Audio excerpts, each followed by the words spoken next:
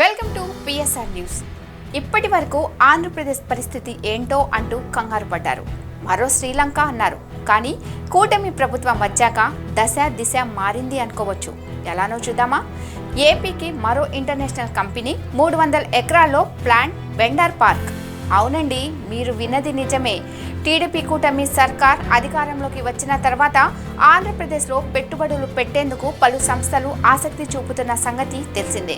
ఈ క్రమంలోనే ఇప్పటికే పలు ఎంఓయూలు కూడా కుదిరాయి. తాజాగా మరో వార్త బయటకు వచ్చింది.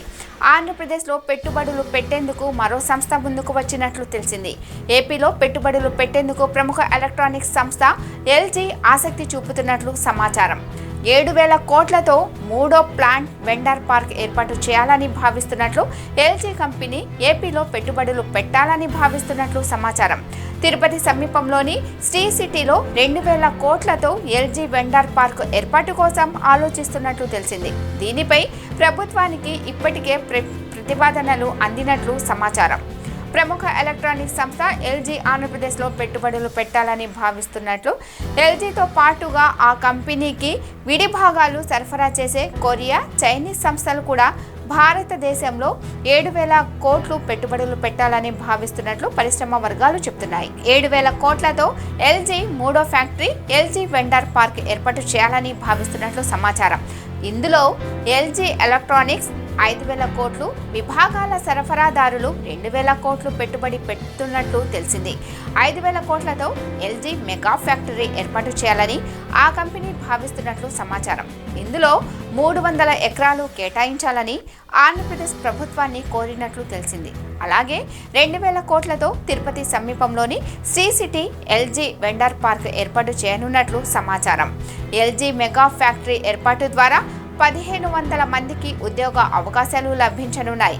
కొత్తగా ఏర్పాటు చేసే ఫ్యాక్టరీలో ఎయిర్ కండిషనర్లు, రిఫ్రిజిరేటర్లు, వాషింగ్ మెషిన్లు, టీవీలను ఉత్పత్తి చేయాలని ఎల్జీ యాజమాన్యం భావిస్తున్నట్లు సమాచారం.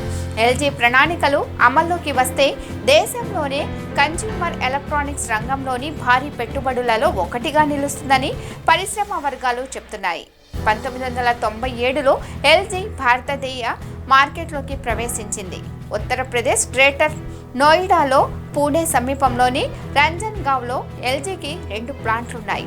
ఇప్పుడు మూడో ప్లాంట్ ఏర్పాటు కోసం ఆంధ్రప్రదేశ్ను పరిశీలిస్తున్నట్లు సమాచారం. ఇందుకోసం ఆంధ్రప్రదేశ్ ప్రభుత్వానికి ఇప్పటికే ప్రతిపాదనలు కూడా పంపినట్లు తెలిసింది. మరోవైపు శ్రీ సిటీలో ఇప్పటికే డైకిన్, హవెల్స్, బ్లూ స్టార్ వంటి ఎలక్ట్రానిక్స్ ఉత్పత్తుల సంస్థలు ప్లాంట్లున్నాయి. ఇప్పుడు ఎల్జీ కూడా ఇక్కడ ప్లాంట్లు ఏర్పాటు చేస్తే ఎలక్ట్రానిక్స్ మ్యానుఫ్యాక్చరింగ్ హబ్ శ్రీ సిటీగా మారనుంది. మరోవైపు ఎల్జీ సంస్థ ఉత్పత్తులకు భారతదేశంలో మంచి డిమాండ్ ఉంది. అమెరికా తర్వాత ఎల్జీకి అతిపెద్ద మార్కెట్ మన దేశం కావడం గమనార్హం. ఈ నేపథ్యంలో మూడో ప్లాంట్ ఏర్పాటు కోసం ఆ సంస్థ ఆలోచిస్తుంది. ముఖ్యంగా దక్షిణ భారతదేశంలో ప్లాంట్స్ ఏర్పాటు చేయాలని భావిస్తుంది.